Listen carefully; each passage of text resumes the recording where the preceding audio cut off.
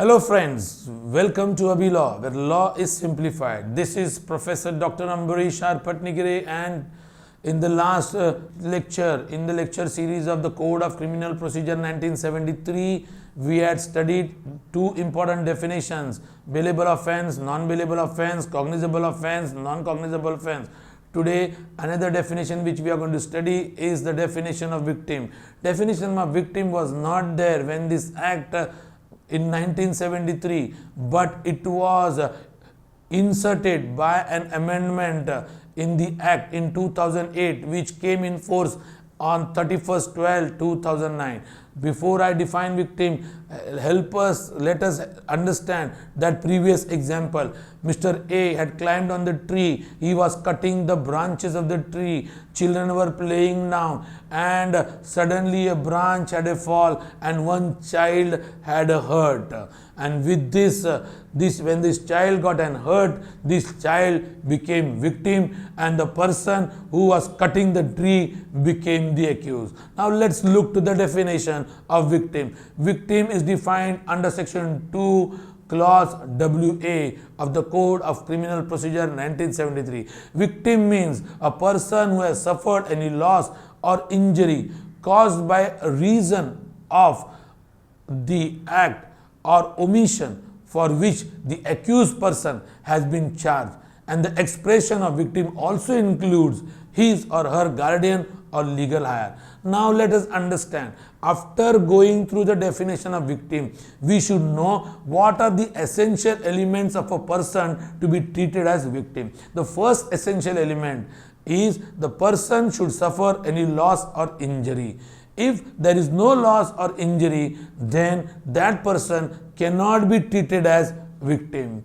Secondly, such injury or loss to be caused by an act or omission of the accused person means that this injury or loss which is taken place for the victim needs to be caused by an act or omission by someone else, and that is the person who is called as an accused.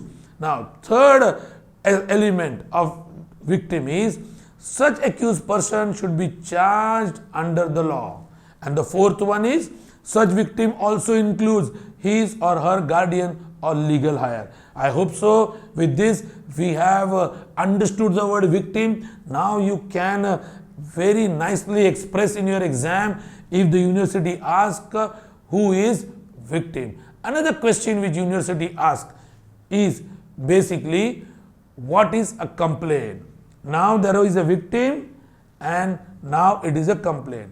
अब क्या हुआ, उस बच्चे को लग गया, बच्चे को लगने की वजह से उसके जो पेरेंट्स है उनको भी इंजरी हो गई, उनको भी लॉस हो गया क्योंकि उनके बच्चे को लग गया है. अब वो जाते हैं कंप्लेन दाखिल करने. तो next word which we are going to study is complaint. Now let's look at complaint. Complaint means any allegation made orally or in writing to a magistrate with a view to his taking action under this code that some persons, whether known or unknown, has committed an offense but does not include police report. This is basically what is complaint as per section 2D of CRPC.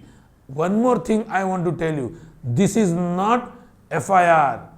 Complaint is different, FIR is different. Complaint is made in writing or orally to a magistrate.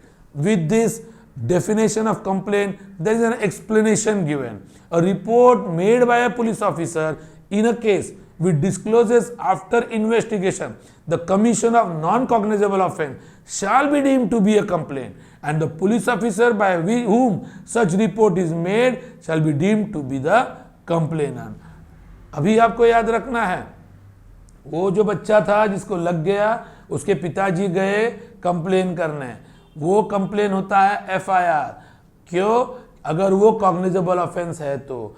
अगर non cognizable offence है तो वो complain उनको magistrate के पास देनी पड़ेगी.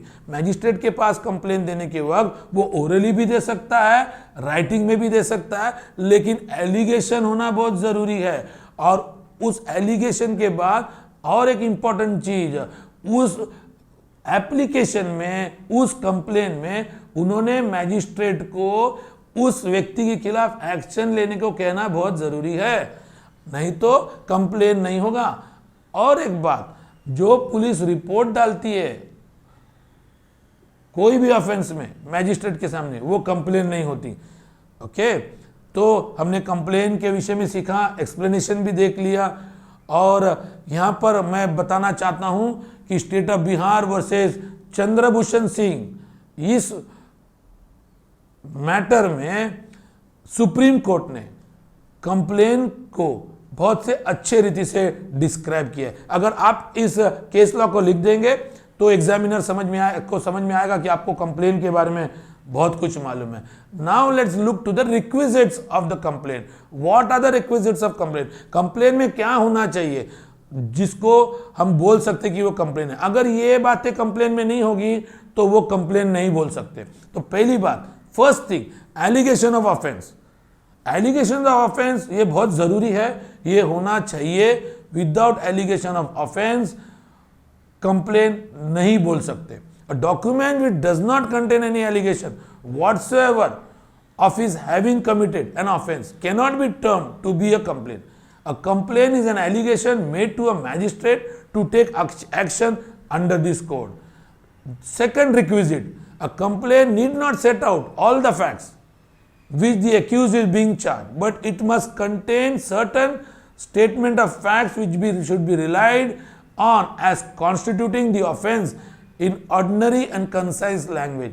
मतलब language भी कोई सोफिस्टिकेटेड होने की जरूरत नहीं, सारे फैक्ट्स लिखने की जरूरत नहीं, लेकिन ऐसे कुछ फैक्ट्स लिखना जरूरी है जिससे पता चलता है कि उसने कोई ऑफेंस किया है।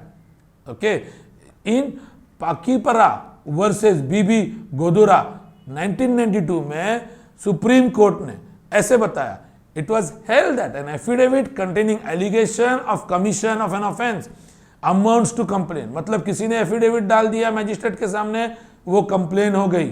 Also an application moved before a magistrate seeking direction to the concern police officer to proceed in accordance with law can not be termed as complaint. ये बात सुंदर सिंह वर्सेस स्टेट में सुप्रीम कोर्ट ने बताई।